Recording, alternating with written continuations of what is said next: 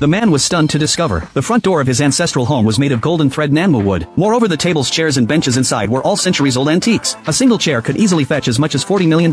Only then did he realize he was a hidden heir to a fortune, and he had his ex-girlfriend to thank for all of this. It all started 3 years ago. The guy's parents went abroad to work so they could save up money for his wedding. Before they left, they arranged for him to stay with their good friend Mary, with Mary playing matchmaker. The guy quickly started dating Mary's stepdaughter Anna, but Anna was a total gold digger. It wasn't long before she threw herself at some rich kid. Not only did she dump the guy, she even kicked him out of the house. And when Mary tried to speak up for him, that spiteful Anna kicked her out too. Worried that the guy might come back for her, Anna threw the bracelet he'd given her right back at him. He couldn't dodge in time and it hit him right in the eye. But when he opened his eyes again, he discovered he now had the power to see through anything. With both him and Mary thrown out by Anna, the guy had no choice but to take Mary to his family's old house. And that's how we ended up with that scene from the beginning. Seeing how excited he was, Mary thought he'd lost his mind. But to prove he wasn't making things up, he grabbed an antique porcelain bowl. Then he dragged Mary off to the antique market to sell it. When they got to the antique market, the guy immediately activated his X-ray vision and started scanning. He quickly spotted an antique teacup, but to avoid raising the vendor's suspicion, he pretended to ask about the price of a vase nearby. The vendor thought he'd found an easy mark, so he quoted $3,000 right off the bat. The guy acted like he was about to walk away, but the vendor stopped him. He said he could drop the price to $300, and even let the guy pick out a free gift from his stall. The guy wasn't about to be polite. He snagged that teacup right away. A female antique shop owner happened to see this whole thing. She instantly had her eye on the teacup in his hand, so she offered him $1 million on the spot to buy it. To show she was serious, she even brought him back to her antique shop. Seeing how sincere she was, the guy agreed to sell her the teacup without hesitation. Then he pulled out the antique porcelain bowl he'd brought from home. The shop owner recognized it as a valuable antique immediately. She offered $20 million